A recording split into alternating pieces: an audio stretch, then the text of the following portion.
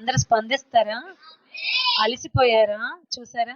కాస్తంత వినడానికి అలసట వస్తే మరి యేసయ్య ఎంతగా సిలువ మీద వేలాడుతూ ఆయన ఇంకెంతగా ఆ పెయిన్ అనుభవించారు. మనం కనీసం ఇంత పెయిన్ ఏమీ లేకపోయినా ఆయన పలికిన మాటలు వినడానికే మనకి ఎంత ఓపిక లేకపోతే ఆయన ఎంత త్యాగం చేశాడమ్మా, ఎంత ఊర్చుకున్నాడు, ఎంత భరించారు. ఒక్కసారి ఆయన త్యాగాన్ని మనం గుర్తు తెచ్చుకుంటే ఇంకా ఇంకా ఇంకా ఆయన అమూల్యమైన మాటలు వినడానికి మనం ఆసక్తి చూపుతాం. ఆమేన్. మొదటి మాట ఏంటి? ప్రభు చెప్పిన మాట, తండ్రి వీరేమి చేయుచున్నారో వీరు ఎరుగరు గనక వీరిని క్షమించుము. కాబట్టి ప్రభు ఏది చెప్పారో అదే మాదిరి మనం జీవించాలి. ప్రభు ఏమి చేశారో అదే మనము చెయ్యాలి. ఇప్పుడు ఆయన ఎలాగైతే క్షమించాడు ఎవరిని? శత్రువుల్ని. శత్రువు అంటే ఎవరు? హింసించేవారిని. ఇప్పుడు మనం కూడా ఏం చేయాలి? మన శత్రువులను మనము క్షమించాలి. రెండోది, ఆయన హింసించారు, బాధ పెట్టారు. అలాంటి వారిని దేవుడు ఏం చెప్తున్నాడు సిలువలో? వారి గురించి ప్రార్థన చేస్తున్నాడు. తండ్రి వీరేం చేస్తున్నారో తెలియదు కదా, కాబట్టి నేను క్షమిస్తున్నాను, నువ్వు కూడా క్షమించు అని వారి గురించి తండ్రికి ప్రార్థన చేస్తున్నారు. దేవుని స్తోత్రం. ఇప్పుడు మనం కూడా ఏం చేయాలి? మనల్ని హింసించే వాళ్ళని, స్టార్ట్ అయిపోయింది హింస. ఇప్పుడే ఎప్పుడో ఉంది, ఇప్పుడు మన తెలుగు రాష్ట్రాల్లో కూడా ప్రారంభం అయిపోయింది. ఏంటంటే క్రైస్తవుల పట్ల హింస, క్రైస్తవుల పట్ల అరాచకాలు, భయంకరమైనటువంటి ఒక యుద్ధాలు ప్రారంభమైపోయినాయి. అయినా కానీ మనం ఏం చేయాలి తెలుసా? హింసించే వారి మీద తిరగబడొద్దు, హింసించే వారిని దూషించొద్దు, హింసించే వారిని మనం ఏం చేయొద్దు? శపించొద్దు. తిరిగి మనం వారి కొరకు ప్రార్థన చేయాలి. ఎందుకో తెలుసా? వీళ్ళు కూడా సత్యము తెలియకనే చేస్తున్నారు. తెలిసి చేస్తారు ఎవరన్నా? ఇప్పుడు వీళ్ళు ఎంత హింసిస్తున్నారంటే సత్యము వాళ్ళు గ్రహించలేదు, ఇంకా వారి నేత్రాలు మూయబడి ఉన్నాయి. దేవుడు ఎప్పుడైనా రెప్పపాట్లో ఎవరి నేత్రాలైనా తెరిస్తే ఖచ్చితంగా వారు స్వతంత్రులు అవుతారు. కాబట్టి మనం ఎవరు? కాబట్టి వాళ్ళు మనల్ని హింసించినా తెలియకుండానే హింసిస్తున్నారు, దూషించినా తెలియకుండానే దూషిస్తున్నారు. కాబట్టి యేసయ్య ఏం చేశారమ్మా? వారిని ప్రేమించాడు, క్షమించాడు. రెండోది ప్రార్థన చేశాడు. ఇప్పుడు మనం కూడా ఏం చేయాలి? అయ్యగారు చెప్పిన ఆ ఒక మొదటి మాట ద్వారా మనం కూడా ఏం చేయాలి చెప్పండి? మనము కూడా క్షమిద్దాం. చెప్పండి, శత్రువుల్ని క్షమిద్దాం. ఏది ఒకరికొకరు చూసి చెప్పుకోండి, మన శత్రువుల్ని క్షమిద్దాం. ఆమేన్. మిమ్మల్ని హింసించే వారి కొరకు మనం ప్రార్థన చేద్దాం. చెప్పండి, మనల్ని హింసించే వారి కొరకు మనం ప్రార్థన చేద్దాం. ఆమేన్. మూడో మాట చాలా చాలా ఒక ఇష్టమైన మాట ఏంటంటే, ఆయన మానవుడే అన్నదానికి ఒక పెద్ద రుజువు ఏంటంటే, మూడో మాట, అమ్మా ఇదిగో నీ కుమారుడు, ఇదిగో తన యొక్క శిష్యుని చూసి ఇదిగో నీ తల్లి. చూడండి, యోహాను సువార్త 19వ అధ్యాయము 26వ వచనం. కొద్ది గట్టి చదవమ్మా. తాను ప్రేమించిన శిష్యుడును దగ్గర నిలుచుండుట చూచి, అమ్మా ఇదిగో నీ కుమారుడు అని తన తల్లితో చెప్పాను. తరువాత శిష్యుని చూచి ఇదిగో నీ తల్లి అని చెప్పాను. ఆ గడియ నుండి ఆ శిష్యుడు ఆమెను తన ఇంట చేర్చుకొనెను. దేవునికి స్తోత్రం. ఇప్పుడు ఈ మూడో మాట ద్వారా ఏం నేర్చుకోవాలి మనం? యేసయ్య చెప్పిన ఈ యొక్క మాట ద్వారా మనం ఏం నేర్చుకోవాలి అని అంటే, తల్లిదండ్రులకు విధేయత చూపాలి ఒకటి. రెండవది, తల్లిదండ్రులను నిర్లక్ష్యం చేయొద్దు. మూడవది ఏంటంటే, కుటుంబం పట్ల బాధ్యత కలిగి ఉండాలి. ఆమేన్. చెప్పండి, మొదటిది ఏంటమ్మా? తల్లిదండ్రుల పట్ల విధేయత చూపాలి. రెండవది, తల్లిదండ్రులను నిర్లక్ష్యం చేయొద్దు. మూడవది, వారి కుటుంబం పట్ల బాధ్యత కలిగి ఉండాలి. ఇది యేసయ్య ఒక మాదిరి మనకి చూపించారు. ఆమేన్. ఇప్పుడు ఆయన చెప్పారని మనం వినెళ్ళిపోవడం కాదు, దాన్ని ఆచరణలో పెట్టాలి, దాన్ని ఆచరించాలి, ఆ ప్రకారంగా చెయ్యాలి. అదే మనము దేవుణ్ణి ప్రేమించినట్టు. దేవుని స్తోత్రం. అందుకే మొదటిగా చూస్తే తల్లిదండ్రుల పట్ల విధేయత కలిగి ఉండాలి అని మన నిర్గమకాండం 20వ అధ్యాయము 12వ వచనంలో చూస్తే, చదవండి. నిర్గమకాండం 20వ అధ్యాయము 12వ వచనం. నీ దేవుడిని యెహోవా నీకు అనుగ్రహించు దేశంలో నీవు దీర్ఘాయుష్మంతుడు వగునట్లు నీ తల్లిని నీ తండ్రిని సన్మానించాలి. దేవునికి స్తోత్రం. ఏంటి సన్మానించడం అంటే? వారిని చక్కగా కూర్చోబెట్టి షాలేసి వారికి దండలేసి అప్పుడు ఒక్క రోజులో అయిపోయేది కాదు. సన్మానించడం అంటే వారి పట్ల ప్రేమ కలిగి ఉండాలి. వారి పట్ల ఏం కలిగి ఉండాలమ్మా? ప్రేమ కలిగి ఉండాలి. సన్మానించడం అంటే అన్ని విషయాల్లో వారిని గమనించుకోవాలి, వారిని ప్రేమించాలి, వారి అవసరతలు ఏమున్నాయో వారి అవసరాలను తీర్చేవారిగా ఉండాలి. ఎవరిది బాధ్యత అంటే? కుమారులది, కుమార్తెలది. దేవుని స్తోత్రం. ఇప్పుడు యేసు ప్రభు అంత శ్రమలో, అంత బాధలో, అంత నొప్పిలో కూడా ఒక బాధ్యతను ఆయన చేస్తున్నాడు. ఏంటి ఆ బాధ్యత అంటే? తన తల్లిని చూసి ఒంటరిగా విడిచిపెట్టట్లేదు, కానీ తన యొక్క శిష్యునికి తల్లి బాధ్యతను అప్పగిస్తున్నాడు. అంటే నువ్వు ఒక కుమారుడుగా నా తల్లిని ఇక నుంచి నువ్వు తల్లిగా చూడు అమ్మా, ఇదిగో ఇక నుంచి ఆయన నీ కుమారుడు అంటే ఒక బాధ్యత అప్పగిస్తున్నాడు. దేవునికి స్తోత్రం. కాబట్టి వారిని ఏం చేయాలి? తల్లిదండ్రులు మనం ఎప్పుడు కూడా వాళ్ళని సన్మానించాలంటే వారిని గౌరవించాలి. సన్మానం అంటే గౌరవం. ఈరోజు తల్లిదండ్రులు అంటే గౌరవం లేదు. అసలు తల్లిదండ్రులు అంటే అమర్యాదగా మాట్లాడుతున్నారు, గౌరవించట్లేదు. ఇష్టం వచ్చినట్టుగా పిలవడం, ఇష్టం వచ్చినట్టుగా మాట్లాడడం, ఎలా పడితే అలా మాట్లాడడం, ఏ ఎండం ఓ ఎండం. ఇంకొంతమంది మాటలు చూస్తే, హే రావమ్మా, రా తొందరగా రా, రావే, చాలా అవమానకరం అన్నమాట. హే అని బాగా అసహించుకోవడం, చిరాకరించుకోవడం. వెళ్ళి నువ్వెళ్ళు, పక్కకి వెళ్ళి కూర్చో, లేదంటే అటు వెళ్ళి నుంచో, పెట్టేటి తొందరగా పెట్టు. ఎవరితో మాట్లాడుతున్నాం మనం? నీకు నవమాసాలు మోసి గర్భములో అన్ని అందాలని చూసి ఎంతో ఓర్చుకొని తట్టుకొని సహిస్తే కదా మనం పుట్టాం. అలాంటిది అంత నవమాసాలు మోసిన కన్న తల్లిని మనం ఏం చేయొద్దంట? దూషించకూడదు, అమర్యాదగా మాట్లాడకూడదు. దేవుడు తీర్పులోనికి తీసుకొని వస్తాడు. ఆమె కనపోతే అసలు నువ్వు భూమి మీదగా వస్తావా? భూమి మీదకి రాలేవు. సో కాబట్టి అందరూ కూడా మన యొక్క తల్లిదండ్రులు అనగా తండ్రి కావచ్చు, తల్లి కావచ్చు, వారిని ఏం చేయాలి? మర్యాదగా సన్మానించడం అంటే గౌరవించడం. చెప్పండి, గౌరవం ఉందా? ఈరోజు మీ తల్లి అంటే గౌరవం ఉందా? తండ్రి అంటే గౌరవం ఉందా? వారికి మర్యాదగా మాట్లాడుతున్నామా? వారిని ప్రేమిస్తున్నామా? వారు మనం పుట్టినప్పుడు వాళ్ళు ఎంతో మనల్ని ప్రేమిస్తారు కదా, ఎంతో ప్రేమతో, ఎంతో అసలు బాధ్యతతో తీసుకొని చదివిపించి ఎంతో గొప్ప ప్రయోజకులుగా చేస్తారు. వారు కలిగి ఉన్న దాంట్లోనే మనల్ని ఎంతో ప్రేమించి పెంచుతారు వాళ్ళు. అలాగే మన తల్లిదండ్రులను మనం ఏం చేయాలి? అలాగే ప్రేమించాలి. అలాగే వారి పట్ల ఏముండాలి? గౌరవంగా ఉంటే నీవు దీర్ఘాయుష్మంతుడు అవుతావంట. దేవుని స్తోత్రం. నీ ఆయుష్ పెరుగుతుందంట, తక్కువ అవ్వదు, ఇంకా ఇంకా పెరుగుతుంది. ఎప్పుడు తల్లి తండ్రులను దుఃఖ పెట్టకూడదు. మన ద్వారా ఏ విషయంలో కూడా వాళ్ళు ఏడవకూడదు, వారు కన్నీరు కార్చకూడదు. వారి దుఃఖానికి మనం కారణమవుతే మన జీవితం భయంకరమైన దుస్థితికి వెళ్ళిపోతుంది. కాబట్టి వారిని ఏం చేయాలి? బాధ్యత అంటే వారికి విధేయత చూపాలి. దేవునికి స్తోత్రం. చూడండి, ఇస్సాకు గారు తండ్రి మాటకు విధేయత చూపాడు. బలి ఇవ్వడానికి సిద్ధమైపోయాడు తండ్రి, కానీ ఎవరిని బలి ఇవ్వబోతున్నాడో ఇస్సాకు గారికి తెలిసినప్పటికీ కూడా, అదేంటి డాడీ, అదేంటి నాన్న, నన్ను బలిస్తావా? నాకు ఇష్టం లేదు, నేను ఉండను, ఆ బలి నేను అవ్వను.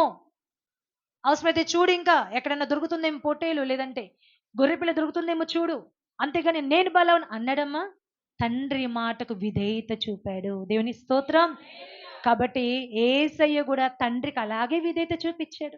కాబట్టి మనం కూడా మన తల్లిదండ్రులకు ఏం చేయాలి? విధేయత చూపాలి. విధేయత చూపాడు యేసయ్య అనడానికి ఏం తెలుసా? సిలువ ఎక్కడం. ఇందాకే చెప్పాను, దేవా ఈ గడియ నా నుంచి తీసేవా, ఈ గిన్నె నా నుండి తీసేవా అని అంటూ, నా ఇష్టం కాదయ్యా, నా చిత్తం కాదయ్యా, మరలా నీ చిత్తమే జరుగునుగాక. నీవు నన్ను పుట్టించావు, పంపించావు, ఏమి చెయ్యాలని నువ్వు కోరుకుంటున్నావో అదే నేను చేయడానికి సిద్ధంగా ఉన్నాను. దేవుని స్తోత్రం. అంటే తండ్రికి విధేయత చూపించడం మనకి ఇక్కడ కనిపిస్తుంది. కాబట్టి యేసు ప్రభు ఎలా తండ్రికి విధేయత చూపారో మనము కూడా తల్లికి, తండ్రికి, తండ్రి ఏమి ఇవ్వకపోయినా, ఆస్తులు ఇవ్వకపోయినా, ఏమి ఇవ్వకపోయినా మనకి పర్వాలేదు, కానీ వారిని ఏం చేయాలి, వారు ఇచ్చినా ఇవ్వకపోయినా వాళ్ళు జన్మనిచ్చినందుకు మనం వాళ్ళని గౌరవించాలి, వారిని ప్రేమించాలి, వారిని సన్మానించాలి. దేవునికి మహిమ కలుగును గాక. రెండోది చూస్తే ఎఫెసీయులకు రాసిన పత్రిక 6వ అధ్యాయం 1వ వచనం చదువుదాం చూడండి. మొదటగా మనం దీర్ఘాయుష్మంతులం అగునట్లుగా మన తల్లిదండ్రులను ఏం చేయాలమ్మా, గౌరవించాలి, సన్మానించాలి, ప్రేమించాలి. ఎఫెసీ రాసిన పత్రిక 6వ అధ్యాయం 1వ వచనంలో చదివినట్లయితే, పిల్లలారా ప్రభునందు మీ తల్లిదండ్రులకు విధేయులై ఉండుడి. దేవుడు ఇస్తున్నటువంటి వాక్యం ఇది. ఆజ్ఞ ఏంటంటే మీ తల్లిదండ్రులకు మీరేమవ్వాలి, విధేయులై ఉండుడి. ఎందుకంటే యేసు ప్రభు ఎలాగైతే విధేయత చూపారో మనకి కూడా పత్రిక ద్వారా దేవుడు మాట్లాడుతూ ఉన్నాడు. ఈ వాక్యం ద్వారా ఏంటంటే మీరు కూడా మీ తల్లిదండ్రులకు విధేయులై ఉండుడి. రెండవదిగా తల్లిదండ్రులను నిర్లక్ష్యం చేయొద్దు. సామెతల గ్రంథం 23వ అధ్యాయము 22వ వచనం చదువుదాం. సామెతల గ్రంథం 23వ అధ్యాయము 22వ వచనం.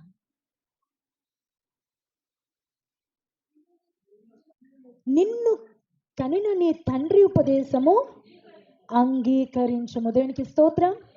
తండ్రి ఉపదేశం ఏం చేయాలంట, అంగీకరించాలంటే తండ్రి ఏదైనా చెప్పినప్పుడు వినాలి, తల్లి ఏదైనా చెప్పినప్పుడు వినాలి. నాకేంటి చెప్పేది, నాకు చెప్పొద్దు, చిన్నోడికి చెప్పు, నాకు చెప్పొద్దు, పెద్దోడికి చెప్పు అని ఎదురు చెప్పడం కాదు. నాకొద్దు చెల్లికి చెప్పు, నాకొద్దు అన్నకి చెప్పు, నాకొద్దు అక్కకి చెప్పు అని ఒకరికొకరు వంతులేసుకుంటూ తల్లిదండ్రులను ఏం చేద్దామా, దుఃఖ పెట్టొద్దు. వారి ఉపదేశం, వారిని మంచి చెప్తున్నారా, ఇలా చెయ్యొద్దు నాన్న, అమ్మ ఇలా వినాలి ఈ మాట, ఇక్కడికి వెళ్తే ఇది ఘోరం అవుతుంది, లేదంటే ఈ పని నువ్వు చెయ్యొద్దమ్మా, దేవుడికి నచ్చదమ్మా, దేవునికి కోపం తెప్పించే పనులు చెయ్యొద్దమ్మా అని కొన్నిసార్లు తల్లిదండ్రులు చెప్తున్నప్పుడు దాన్ని మనం ఏం చేయకూడదు, తీసి పక్కన పెట్టకూడదు. ఏం చేయాలంట, ఆ ఉపదేశాన్ని మనం ఏం చేయాలి, అంగీకరించాలి. దేవుని స్తోత్రం. తండ్రి ఉపదేశం అనగా వాక్యమై ఉన్న తండ్రి మాటను కూడా మనం ఏం చేయాలమ్మా, అంగీకరించాలి. దేవునికి మహిమ కలుగును గాక. కుటుంబం పట్ల బాధ్యత కలిగి ఉండాలి. ఏముండాలి, మూడోది కుటుంబం పట్ల బాధ్యత. మొదటి తిమోతికి రాసిన పత్రిక చూడండి. తిమోతి రాసిన మొదటి పత్రిక 5వ అధ్యాయము 8వ వచనం. తిమోతి రాసిన మొదటి పత్రిక 5వ అధ్యాయం 8వ వచనం. ఎవడైనను స్వకీయులను విశేషముగా తన ఇంటి వారిని సంరక్షింపకపోయిన ఎడల అవిశ్వాసి కన్నా చెడ్డవాడై ఉండును. చెడ్డవాడవుతాడు, అవిశ్వాసి కన్నా మరి చెడ్డవాడు. ఎప్పుడంట, కుటుంబాన్ని నిర్లక్ష్యం చేసినప్పుడు, కుటుంబం పట్ల బాధ్యత లేనప్పుడు. నేను ఈ మాట ఖచ్చితంగా చెప్పాలి, ఎందుకంటే ఈ మాట చెప్తే నాకు ఖచ్చితంగా ఈ యొక్క విషయమే గుర్తొస్తుంది. ఏంటంటే పాస్టర్ గారు మీటింగ్కి వెళ్ళినా, బయటికి వెళ్ళినా ఎప్పుడు వారి అమ్మగారి మీదే మనసు పెట్టేవాళ్ళు. ఒక్కసారి కాల్ చేస్తే చాలు, వెంటనే కాస్త నలతగా ఉందన్నా, కాస్త నీరసంగా ఉందనగానే రెక్కలు కట్టుకొని అసలు ఇక ఎంత దూరం ఉన్నా వాలిపోయేవాళ్ళు. అది వర్షం అవనివ్వండి, అది ఏ టైం అయినా అవనివ్వండి, వెంటనే ఏదైనా పని మీద దూరంగా వెళ్ళినా, అసలు ఏదన్నా మా అత్తగారికి కాస్తంత నొప్పిగా వెనక వీపు నొప్పి పెయిన్ వస్తుందని చెప్పిన, లేదంటే నాన్న తల బాగా పెయిన్ వస్తుందని చెప్పిన, వెంటనే ఒక చిన్న పిల్లోళ్ళు అయిపోయి అయ్యగారు వెళ్ళి నూనె చక్కగా రాసి మర్దన చేసేవాళ్ళు, తలంతా నొక్కేవాళ్ళు. నాకు భలే ముచ్చటేసేది. ఎంత ప్రేమో తల్లంటే, అసలు ఇంత ప్రేమనా, కాళ్ళు నొప్పులు వస్తాయి నాన్న అని పడుకుంటే వెంటనే వచ్చి కాళ్ళు నొక్కేవాళ్ళు. అసలు ఆ కాళ్ళు నొక్కుతూ ఉంటే నిజంగా దేవా, అసలు ఒక తల్లి పట్ల కొడుకంటే ఇలా ఉండాలి, ఇంత బాధ్యత కలిగి ఉండాలి. ఎందుకంటే తల్లికి నీరసం వస్తుందా, బాధ వస్తుందా, పట్టించుకునేది ఎవరు ఇంకా? బిడ్డలే. కాబట్టి ఆ తల్లిని గమనించుకుంటా ఉండాలి, తల్లిని కేర్ తీసుకుంటా ఉండాలి. అసలు అయ్యగారు కాస్తంత అత్తయ్య గారికి అంటే వాళ్ళ తల్లి గారికి కాస్త నలతగా ఉన్న, నీరసంగా ఉన్న వెంటనే గబగబా సాల్ట్ షుగర్ కలిపి వాటర్ ఇవ్వడం, వెంటనే ఫ్రూట్స్ కట్ చేసి ఇచ్చేయడం, లేదా వెంటనే కాళ్ళు నొక్కడం, తల నొక్కడం.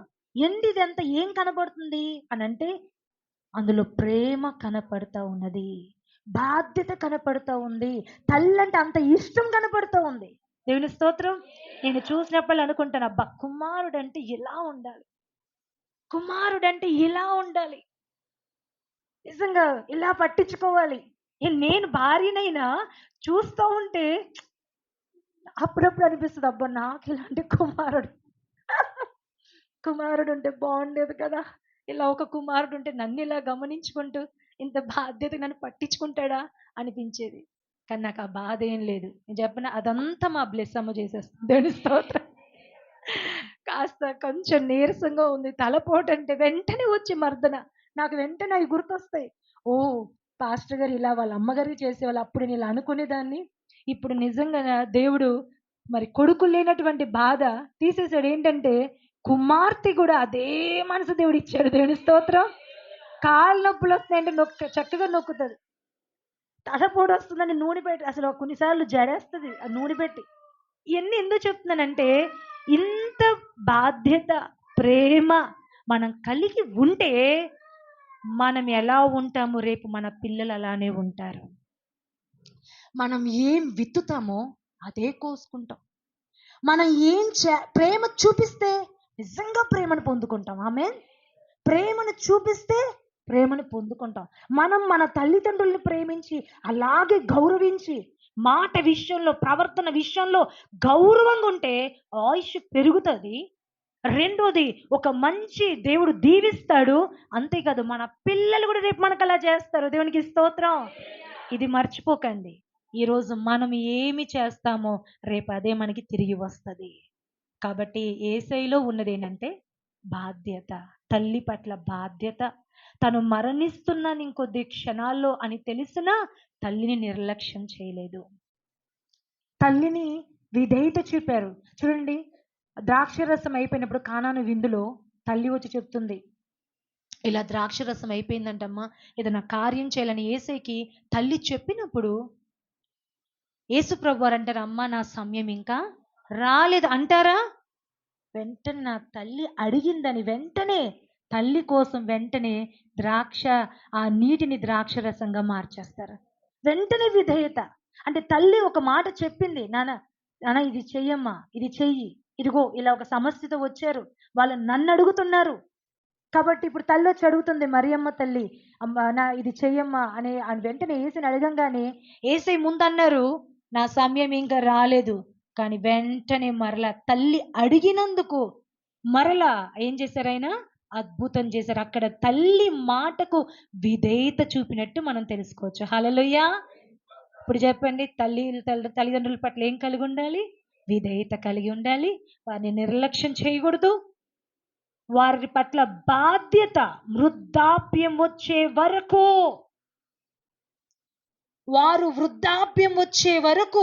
వారు ఈ లోకమును విడిచిపెట్టే వరకు బాధ్యత కలిగి ఉండాలి. దేవుడు లెక్క అడుగుతాడు. ఎలా మనం కలిగి ఉంటున్నాం? ఎందుకమ్మా తమ్ముడు విషయంలో కయ్యన్ని దేవుడు లెక్క అడగలేదా? ఎక్కడ నీ తమ్ముడు? ఒక తమ్ముడి విషయంలో లెక్క అడిగినప్పుడు జన్మనిచ్చిన తల్లిదండ్రుల విషయంలో కూడా దేవుడు లెక్క అడుగుతాడు. కాబట్టి వారి పట్ల ఏం కలిగి ఉందాం?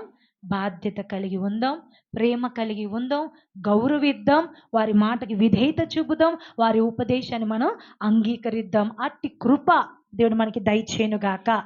ఆమేన్. గట్టిగా చెప్పండి హల్లెలూయా. మరి రెండవ మాట మనం చూసినట్లయితే, నాలుగవ మాట ఏంటంటే ఏలి ఏలి లామా సబక్తాని. దేవుని స్తోత్రం. అంటే నా దేవా ఏల నా చెయ్యి విడిచితివి. మత్తయి సువార్త 27వ అధ్యాయము 44వ వచనం ఒకసారి చదువు చూడండి అమ్మా.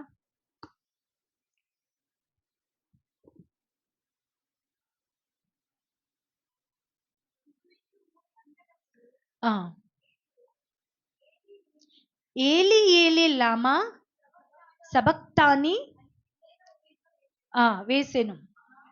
దా మాటకు అర్థము, నా దేవా నా దేవా నన్నెందుకు చేయి విడిచితివి అని అర్థం. చాలు. ఎన్నో మాట ఇప్పుడు మనము ధ్యానిస్తున్నాం? 4వ మాట. చాలా ప్రాముఖ్యమైన మాట. అలాగని ముందు ప్రాముఖ్యమనే కాదా, అవన్నీ కూడా ప్రాముఖ్యమైనవే. ఇది మరింత ప్రాముఖ్యమైనది. ఏంటంటే, తండ్రి కుమారుడు చెయ్యిని విడిచిపెట్టేశాడు. ఎందుకో తెలుసా? మన చెయ్యి పట్టుకోవడానికి. దేవుని స్తోత్రం. తండ్రి కుమారుని చెయ్యి విడిచిపెట్టాడు ఎందుకంటే మన చెయ్యి పట్టుకోవడానికి. ఎందుకు మన చెయ్యి అంటే, పాపపు ఊబిలో ఉన్న మనులను పైకి లేవనెత్తడానికి తన కుమారుడు చెయ్యి దేవుడు విడిచిపెట్టేశాడు. దీని ద్వారా ఏమి మనము తెలుసుకోవచ్చు? ఎందుకు దేవుడు తన కుమారుడు చెయ్యి విడిచిపెట్టాడు అంటే, మొదటిగా పాపము నుండి మనల్ని విడిపించడానికి. చెప్పండి. రెండవది, శత్రువులమైపోయిన మనలను మిత్రులుగా మార్చడానికి. మూడవది, ఉగ్రత నుండి మనల్ని తప్పించడానికి. నాలుగవది, నీతిమంతులుగా తీర్చడానికి. ఐదవది చూస్తే నిత్య జీవం మనకి ఇవ్వడానికి. దేవుని స్తోత్రం. చెప్తారా? మొదటిది ఏంటమ్మా? పాపము నుండి మనల్ని విడిపించడానికి. హెబ్రీయులు రాసిన పత్రిక 2వ అధ్యాయం 15వ వచనం చూద్దాం. చూడండి. హెబ్రీయులు రాసిన పత్రిక 2వ అధ్యాయము 15వ వచనం.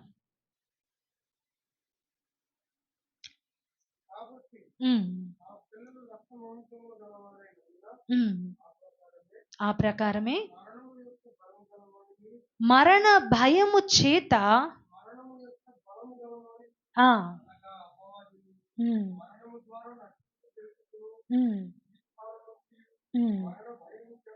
మరణ భయము చేత దాస్యమునకు లోబడిన వారిని విడిపించుటకు ఆయన కూడా రక్త మాంసములలో ఏమేదమ్మా? పాలివ. మొదటిగా ఏంటంట? ఆయన మనలను మరణ భయము నుండి విడిపించడానికి. దేవునికి స్తోత్రం. ప్రతి ఒక్కరికి ఒక భయం ఉంది. ఏంటి తెలుసా? మరణ భయం. ఎందుకు ఈ మరణ భయం అంటే, ఈ మరణము మరణిస్తే ఒక భయంకరమైన శిక్ష, భయంకరమైనటువంటి నరకం ఉన్నది. కాబట్టి ప్రతి మనిషి కూడా ఒక మరణ భయం ఉంది. చచ్చిపోతే ఎక్కడికి వెళ్తాను నేను? చచ్చిపోతే నా పరిస్థితి ఏంటి? ఎక్కడికి వెళ్తాను? ఎక్కడుంటాను? ప్రతి ఒక్కరి భూమి మీద పుట్టిన ప్రతి మనిషి కూడా మరణం అనేది భయము లేకుండా ఏ ఒక్క నరుడు లేడు. మరి ఈ భయము ఇంత భయంకరంగా ఎందుకు వచ్చిందంటే, పాపము వలన మరీ భయంకరమైపోయింది. పాపం వలన వచ్చే జీతం మరణం. మనిషి ఆదిలోనే పాపము చేయటం ద్వారా, అనగా దేవుని ఆజ్ఞ అతిక్రమించడమే పాపము గనుక, ఆ పాపము ద్వారా ఈ మరణం అనేది సంభవించింది. కాబట్టి ఇప్పుడు ఆ మరణ భయము, పాపము చేత వచ్చిన దాన్ని విడిపించుటకు యేసయ్య తండ్రి కుమారుడు చేయిని విడడం జరిగింది. తండ్రి కుమారుడు చేతిని ఎందుకు విడిచాడంటే, మనలను పాపము నుండి భయము నుండి విడిపించుటకు, మనల్ని రక్షించుటకు. దేవుడు అలాగే కుమారుడు చేయి పట్టుకొని ఉంటే ఈ రోజున మనకి విడుదల వచ్చేది కాదు. దేవుడు అలాగే పట్టుకొని ఉంటే ఆయన సిలువ వేయవలసిన పని వచ్చేది కాదు. అందుకే ఒక మాట ఉంటది. ఏమనంటే, యోహాను సువార్తలో ఉంటది. పిలాతు అడుగుతున్నాడు, నువ్వు నిజంగా రాజువేనా? యూదుల రాజువా నీవు అని అంటే, ఇది నీకు ఎవరు చెప్పారు ఈ మాట? ఇది నీవే చెప్తున్నావా, లేకపోతే ఇతరులు నా గురించి చెప్తే నువ్వు చెప్తున్నావా? అప్పుడు యేసు ప్రభువారు అంటారు, నాది ఈ రాజ్యము ఈ లోక సంబంధమైంది కాదు, ఇహలోక సంబంధమైంది కాదు. నా రాజ్యం వేరే, ఆయన రాజ్యం ఉంది, ఖచ్చితంగా ఉంది. కానీ ఏ రాజ్యం అంటే ఇది? ఈ లోక సంబంధమైన అధికారులు చేసి, రాజులు చేసి, ఏలుబడి చేసే రాజ్యం కాదు గానీ, ఒక రాజ్యం ఉంది. ఆ రాజ్యం ఏంటో తెలుసా? ప్రేమ రాజ్యం. దేవునికి స్తోత్రం. హల్లెలూయా! ఇప్పుడు ఆయన మన గురించి మరణించడానికే తండ్రి కుమారుణ్ణి అప్పగించాడు బలికి. అందుకు చెయ్యి విడవలసి వచ్చింది. విడవకపోతే ఆ బలి జరిగేది కాదు. చెయ్యి విడవకపోతే పాపపు భారం ఆయన మీద పడేది కాదు. ఎందుకైనా విడిచిపెట్టాడంటే ఆ భారము, మనందరి పాప భారము ఆయన మీద మోపబడి, ఆయన మీద పడి, ఆయన ప్రాణ త్యాగము చేయుటకు, అనగా ఒక విధంగా చెప్పాలంటే నిన్ను నన్ను పాపము నుండి విడిపించుటకు కుమారుడు చేతిని తండ్రి విడిచిపెట్టాడు. దేవునికి స్తోత్రం. అంతే కదా, హెబ్రీయులకు రాసిన పత్రిక 9వ అధ్యాయము 22వ వచనంలో చూస్తే, రక్తము చిందింపకుండా పాప క్షమాపణ కలుగదు. రక్తము చిందింపకుండా పాప క్షమాపణ కలగదని మనము చూస్తున్నాం. అంటే ఎందుకు తండ్రి విడిచిపెట్టాడు? కుమారుడు రక్తం చిందించాలా, నీ కొరకు నా కొరకు బలి అవ్వాలి, రక్తము చిందించాలి. కాబట్టి తండ్రి కుమారుడు చెయ్యి విడిచిపెట్టాడు. ఇప్పుడు ఎవరైతే ఆ రక్తము యందు విశ్వాసముంచి ఆ రక్తములో కడగబడతారో వారిని దేవుడు పాపపు ఊబిలో నుంచి నా దేవుడు చెయ్యి పట్టుకొని లేవనెత్తి నిలబెడతాడు. దేవునికి స్తోత్రం. రెండవదిగా, మన శత్రుత్వం పోగొట్టడానికి తండ్రి కుమారుడు చేతిని విడిచిపెట్టాడు. రోమిలు రాసిన పత్రిక 5వ అధ్యాయము 10వ వచనంలో చూస్తే, రోమిలు రాసిన పత్రిక 5వ అధ్యాయం 10వ వచనం, ఏలయనగా మనమందరం ఎవరమ్మా? శత్రువులము, దేవునికి విరోధమైపోయినాం. ఈ లోక స్నేహం దేవునితో వైరం. మనందరం పాపము చేసి దేవునికి శత్రువులైపోయాం. పాపము చేసి దేవునికి దూరం అయిపోయాం. పాపము చేసి దేవునికి విరోధులమైపోయాం. చదవండి.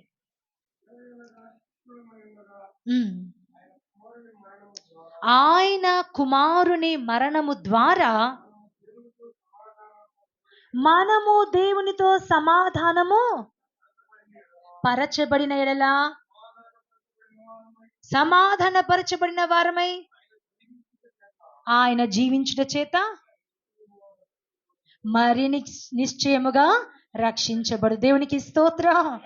శత్రువులుగా, శత్రువు అనగా ఎప్పుడు దగ్గరుంటాడమ్మా? శత్రువు దూరంగా ఉంటాడు. దేవునికి మనం దూరం అయిపోయాం. దేవునికి అందనంత దూరంలో ఉన్నాం మనం. యేసు ప్రభువారు వచ్చి ఆయన బలియాగం ద్వారా తండ్రికి ప్రజలకు దేవుడు ఏం చేశాడు తెలుసా? సమాధానపరిచాడు, ఐక్యపరిచాడు, మిత్రులుగా దేవుడు చేశాడు. హల్లెలూయా. అబ్రహాము నా స్నేహితుని దేవుడు పిలవలేదా? అంటే దేవుడు ఏం కోరుకుంటున్నాడు? మనము స్నేహం చేయాలని, మనము స్నేహితులు అవ్వాలని ప్రభు కోరుకుంటున్నాడు. కాబట్టే శత్రుత్వమును తీసివేసి సమాధాన పరచుటకు దేవుడు తండ్రి కుమారుడు చేయిని విడిచిపెట్టాడు. దేవునికి స్తోత్రం. నాలుగవదిగా చూస్తే మనల్ని నీతిమంతులుగా చేయడానికి రోమిలు రాసిన పత్రిక 5వ అధ్యాయము 9వ వచనంలో చూసినట్లయితే, కాబట్టి ఆయన రక్తము వలన ఇప్పుడు నీతిమంతులుగా తీర్చబడి మరియు నిశ్చయముగా ఆయన ద్వారా ఉగ్రత నుండి మనము రక్షింపబడుదుము. దేవునికి స్తోత్రం. ఇందాకే చెప్పాను, ఉగ్రత.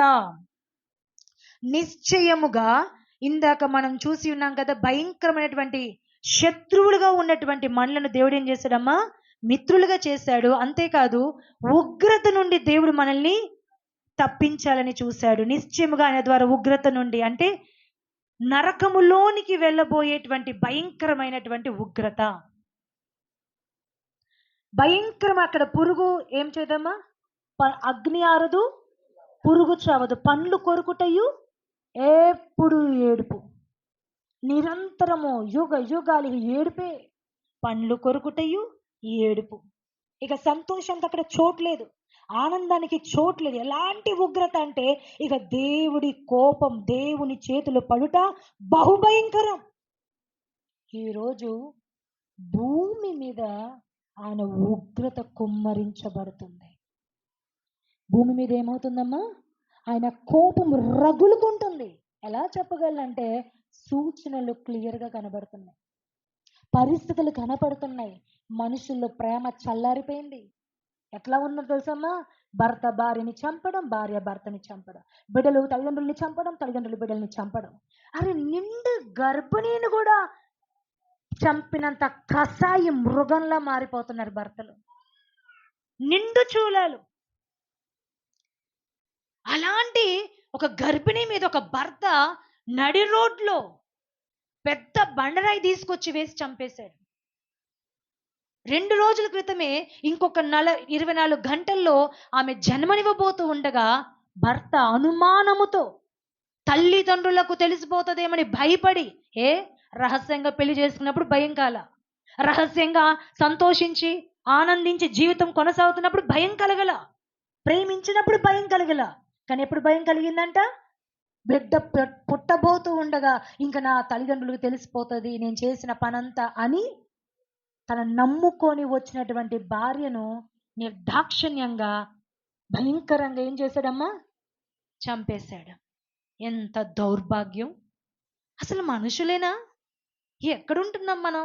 ఎక్కడో అడవిలో ఉంటాయి మృగాలు. ఈ రోజున మనుషులు మృగాలైపోతారు. రూపానికి మనిషే, కానీ బుద్ధి, గుణము, ప్రవర్తన అంతా మనసు ఎలా మారిపోయిందంటే ఇక మృగం కంటే ఇంకా భయంకరం. కొన్ని మృగాలను ఒక్కసారి చంపి పడేస్తాయి. ఈ మృగాలు అలా కాదు. ఇప్పుడు చిన్న పిల్ల అని లేదు, పెద్ద అని లేదు, భయంకరంగా మృగాలుగా అయిపోయి ఉగ్రత. ఎలాంటి ఉగ్రత అంటే అగ్ని చేత ఉగ్రత, నీరు చేత సమస్తము మునిగిపోవడం, అగ్ని ద్వారా తగలబడిపోవడం, భూమి కదిలించడం ద్వారా, భూకంపాల ద్వారా అనేకమైన కూలిపోవడం. ఈ రోజున అడుగున ఎటు చూసిన భయము, వణుకు కలిగించేటువంటి దృశ్యాలు. అర్థం కావట్లేదా దేవుని ఉగ్రత రగులుకుందని? ముఖ్యంగా చెప్పండి, ప్రేమ చల్లారిపోవడం. ఇలాంటి ఉగ్రత నుంచి మనము ఇది ఇప్పుడు జరుగుతున్న ఉగ్రత, దాని అసలైన ఉగ్రత ఏంటంటే భయంకరమైన అగ్ని గంధకములు వేయబడడం. అలాంటి భయంకరమైన ఉగ్రత నుంచి యేసు రక్తము ద్వారా కడగబడి రక్షించబడినట్లుగా తండ్రి తన కుమారుడు చేయిని విడిచిపెట్టాడు. ఎందుకమ్మా? ఉగ్రత నుండి తప్పించడానికి. అదే చదివాం కదా, రోమిలు రాసిన పత్రిక 5:9 చూస్తే నిశ్చయముగా ఆయన ద్వారా ఉగ్రత నుండి మనము రక్షించబడతాము, తప్పించబడతాం. దేవునికి స్తోత్రం. చెప్పండి, మొదటిగా దేనికోసం? పాపము నుండి మనల్ని విడిపించడానికి. రెండోది శత్రువులమైన మనలను మిత్రులుగా మార్చడానికి. మూడోది ఉగ్రత నుండి తప్పించడానికి. నాలుగోది నీతిమంతులుగా మనల్ని మార్చడానికి. అదే రోమిలు రాసిన పత్రిక అదే 5వ అధ్యాయము 9వ వచనం మరలా చదవండి. కాబట్టి ఆయన రక్తము వలన నీతిమంతులముగా తీర్చబడి. ఎలా అంటాము నీతిమంతులుగా? ఆయన రక్తము ద్వారా, ఆయన రక్తము వల్ల, ఆయన రక్తం మనల్ని పరిశుద్ధపరిచేది, ఆయన రక్తము నీతిమంతులుగా మార్చేది, ఆయన రక్తము ద్వారానే భయంకరమైన నరక అగ్ని గుండం అనే ఉగ్రత నుండి తప్పించేది ఆయన రక్తమే. దేవునికి స్తోత్రం, హల్లెలూయా. అంతేకాదు, చివరిగా మనకి నిత్యత్వము ఇవ్వడానికి. రోమిలు రాసిన పత్రిక 6వ అధ్యాయము 23వ వచనం మనం చదివినట్లయితే,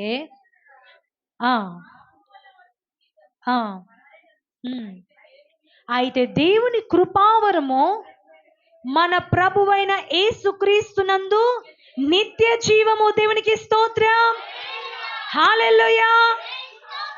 నిత్య జీవం. ఉగ్రత నుంచి తప్పించబడతాము, కానీ ఎక్కడికి వెళ్తామంట? దేవుడుండే చోటుకి, దేవుడుండే స్థలముకి. ఆ స్థలము పరిశుద్ధమైన స్థలం. ఆ స్థలం ఏ స్థలం అమ్మా? పరిశుద్ధమైన స్థలం, పరిశుద్ధులు ఉండే స్థలం, పరిశుద్ధమైన దేవుడు నివసించే స్థలం. ఆ స్థలములోనికి వెళ్ళాలంటే ఆయన రక్తములోనే మనకి పరిశుద్ధత. ఆయన రక్తమే మనల్ని నీతిమంతులుగా మారుస్తుంది. ఆయన రక్తమే మన మురికిని, మనం కలిగి ఉన్నటువంటి సమస్త కల్మషాన్ని నిర్మూలపరుస్తుంది. మన మలినమంతా తీసివేసి శుద్ధిగా చేస్తుంది యేసు రక్తము. దేవునికి స్తోత్రం. హల్లెలూయా. చెప్పండి మొదటిగా, ఎందుకు తండ్రి తన కుమారుడు చేయిని విడిచిపెట్టాల్సి వచ్చింది? అమ్మ, ఎప్పుడైనా మీరు మీ బిడ్డల్ని తీసుకొని రోడ్డు మీద వెళ్తున్నా, ఎక్కడికైనా ప్రయాణం చేస్తున్నా, అసలు మన బిడ్డల చేయిలు వదిలిపెడతామా? ఏది వదిలి ఎవరన్నా అలా విడిచిపెట్టి వదిలేసి వెళ్ళే వాళ్ళు ఉన్నారా అసలు ఎవరన్నా? ఉండరు. ఎంత పెద్దయినా కూడా పక్కన వెళ్తుంటే ఏదన్నా ప్రమాదం వస్తదేమో, ఏదన్నా భయంకరంగా పిల్లోడు పడిపోతాడేమో అని ముందుగా ఏం చేస్తాం? చుట్టూ పక్కలంతా చూస్తూ చెయ్యి పట్టుకొనే నడుస్తాం. చెయ్యి విడిచిపెట్టడానికి ఇష్టపడం. అవునా కదా? మనవళ్ళు మనవరాలు కూడా అంతే కదా. చెయ్యి విడుస్తామా?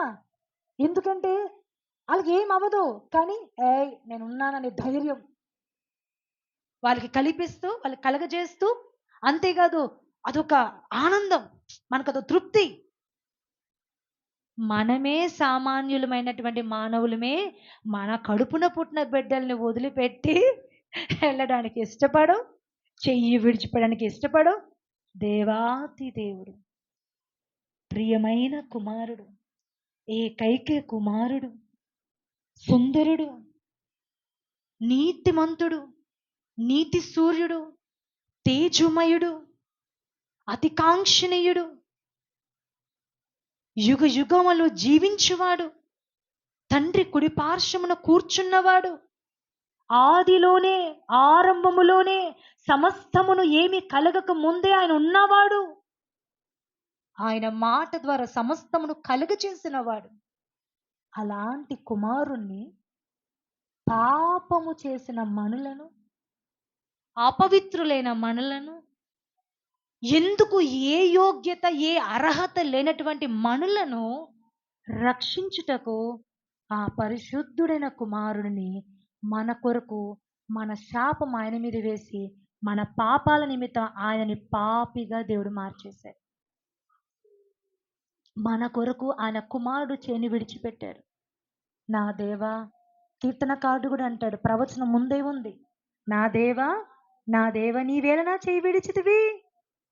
చూసారా, ఎన్ని సంవత్సరాల క్రితం ముందే సిలువలో ఆయన మాట్లాడే మాట ప్రవచనం కూడా ఉంది. దేవునికి స్తోత్రం. మనమే మన బిడ్డల పట్ల అంత శ్రద్ధ, అంత కనిపెట్టుకొని అలా ఉంటే, ఆయన మాత్రం తన కుమారుని మన కొరకు త్యాగం చేశాడు, మన కొరకు బలి ఇచ్చాడు, మన కొరకు ఆ కుమారుని విడిచిపెట్టవలసి వచ్చింది. కారణం, నిన్ను నన్ను ప్రేమించాడు కాబట్టి. దేవునికి స్తోత్రం. బిగ్గరగా చెప్పండి అమ్మా, హల్లెలూయా. ఒకసారి మరలా చెప్తారా? చెప్పండి. మొదటిది ఏంటమ్మా? ఎందుకు కుమారుడు చేని విడిచిపెట్టాడైనా? మన పాపముల నుండి విడిపించడానికి. రెండవది, శత్రువులమై ఉండగా మనల్ని మిత్రులుగా, తండ్రికి మనల్ని సమాధానపరచడానికి. మూడవది, ఉగ్రత నుండి తప్పించబడడానికి. నాలుగవది, నీతిమంతులుగా మార్చడానికి. ఐదవది, నిత్య జీవమును అనుగ్రహించడానికి. దేవునికే మహిమ కలుగునుగాక. ఐదవ యొక్క మాట మనం చూసినట్లయితే యోహాను సువార్త 19:28 లేఖనం నెరవేరునట్లు నేను దప్పికొనుచున్నాను. చదవండి అమ్మా, 19:28. అటు తరువాత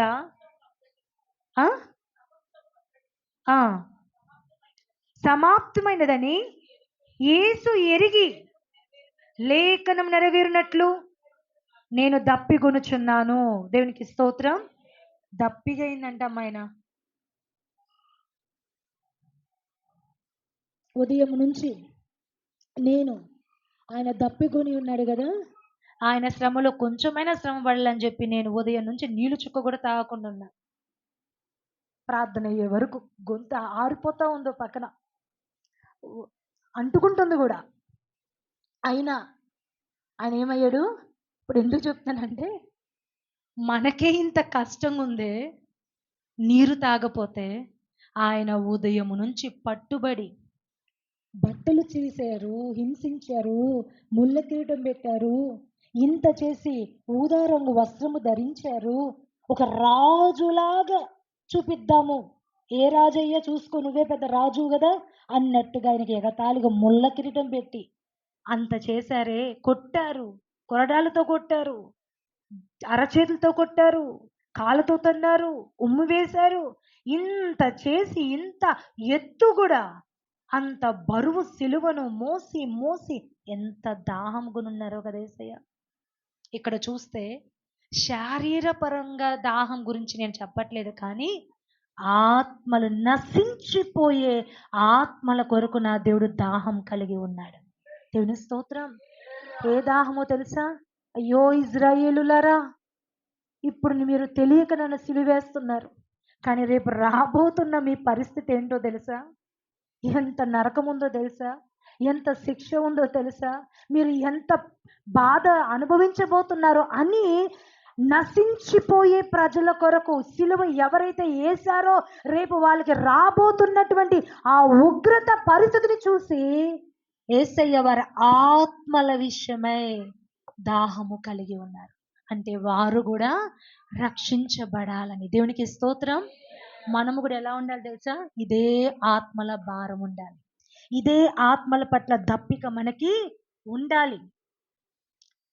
ఎందుకు అనంటే యేసు ప్రభు వారు అంత దప్పిగవుతున్న తండ్రి ఎందుకు చెయ్యి విడిచిపెట్టాడు అనంటే, మన యొక్క దప్పిక తీర్చడానికి తన కుమారుడు చెయ్యిని తండ్రి విడిచిపెట్టాడు. యోహాను సువార్త 7వ అధ్యాయము 37వ వచనంలో మనం చూసినట్లయితే, యేసు నిలిచి ఎవడైనను దప్పికొన్న యెడల నా యొద్దకు వచ్చి దప్పి తీర్చుకొనవలెను. దేవునికి స్తోత్రం.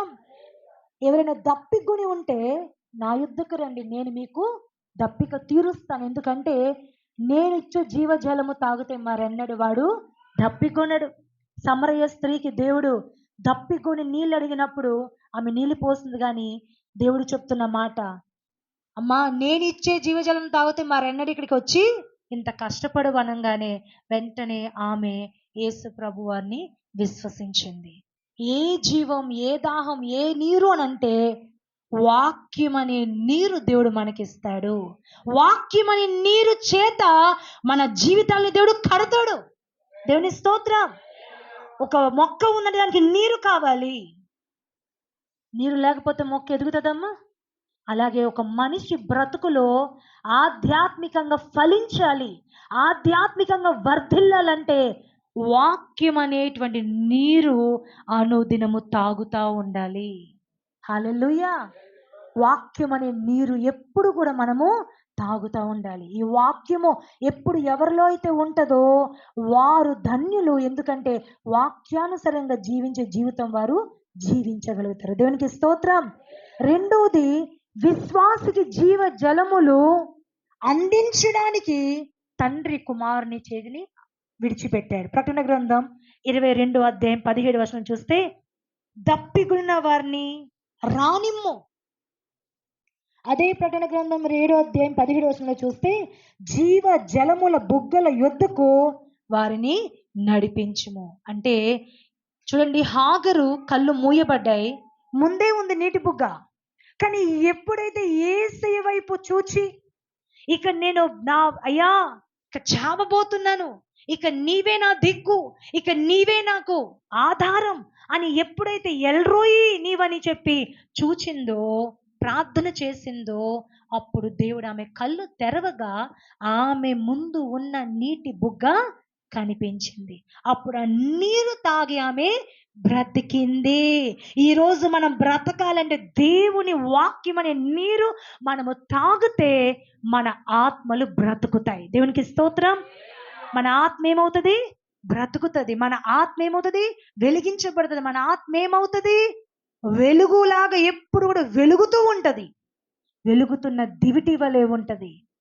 ఎప్పుడు అంటే ఈ వాక్యం అనేటువంటి జలము మనము తీసుకున్నప్పుడు అప్పుడు ఏమవుతుందంటే దినదినము ప్రభువులో మనము ఎదుగుతూ ఉంటాము. దేవునికి స్తోత్రం. కాబట్టి ఒకటి, ఆయన ఏ దాహం అంటే ఈ శారీరక సంబంధించిన తాగే నీరు కాదు, కానీ ఏ నీరు అంటే ఆత్మల పట్ల దప్పిక, ఆత్మలను ఇంకా రక్షణలోనికి రావాలి, ఆత్మలు ఇంకా కాపాడబడాలి, ఆత్మలు నశించిపోకూడదు, వారందరూ రక్షించబడాలి అనేటువంటి దప్పిక దాహం యేసయ్య కలిగి ఉన్నారు. మనము కూడా కలిగి ఉండాలి. అందుకే మనము కూడా ఏమవ్వాలమ్మా, ఒకరి కొరకు ఒకరు ప్రార్థన చేయాలి. ఒకరి కొరకు మనం భారముతో, ఎలాగంటే అగ్నిలోండి లాగినట్లు కొందరిని లాగుడి. ఎలా సాధ్యం? మనలో బలం ఉంటే లాగగలుగుతాం. ఏంటి బలం? వాక్యము మనలో ఉంటే మనం ఏం చేయగలుగుతాం? వారిని లాగగలుగుతాం. కాబట్టి ఖచ్చితంగా వాక్యానుసారంగా జీవిద్దాం.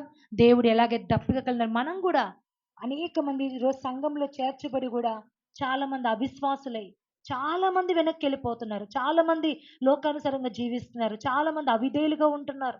అనేక మంది తిరుగుబాటు చేస్తున్నారు. అనేక మంది మరి అనీతిమంతులుగా ఉంటున్నారు. భక్తిహీనులుగా ఉంటున్నారు. చాలా మంది యేసుక్రీస్తు అనే శరీరంలోనికి వచ్చినప్పటికీ కూడా ఇంకా రకరకాల మనస్పర్ధలతో, రకరకాల కోపాలు, ద్వేషాలు, కక్షలు, అసూయలు, ఇలాంటి స్వభావాలతో ఉంటున్నారు. కాబట్టి వాళ్ళు ఎదగలేరు, వారు ఫలించలేరు, వాళ్ళు బలము పొందుకోలేరు. ఎప్పుడు బలము పొందుకుంటామంటే మనము సమస్తమును విడిచిపెట్టి వాక్యమును హత్తుకొని వాక్యం మన హృదయంలో పెట్టుకున్నప్పుడు, అప్పుడు మనము ఇతరుల కొరకు ప్రార్థన చేసి వారిని రక్షించగలిగే శక్తిని మనము పొందుకుంటాం. అట్టి కృప దేవుడు మనందరికీ దయచేయునుగాక. ఆమేన్, ఆమేన్. మరి ప్రార్థన చేద్దాం. ఒకసారి కళ్ళు మూసుకోండి. ఇప్పుడు విన్న ఈ 3 మాటలు ఏంటి మాట అంటే, బాధ్యత గురించి విన్నాం. రెండోది, తండ్రి ఎందుకు చెయ్యి విడిచిపెట్టారు యేసయ్య వారిది అని అంటే, ఎందుకు విడిచిపెట్టారో వాటి గురించి విన్నాం. యేసు ప్రభువారు ఎందుకు దప్పికొని ఉన్నారు అనే విషయాలు మనం ధ్యానించాం. కాబట్టి వీటి గురించి ప్రార్థన చేద్దాం. అందరూ మోకరించండి. మోకరించి చిన్న ప్రార్థన, ఎవరికి వారు ఏ వాక్యం విన్నారు దాని గురించి, దేవా ఇక నుంచి నేను బాధ్యత కలిగి ఉంటానయ్యా, నా తల్లిదండ్రుల పట్ల బిరుసుగా పని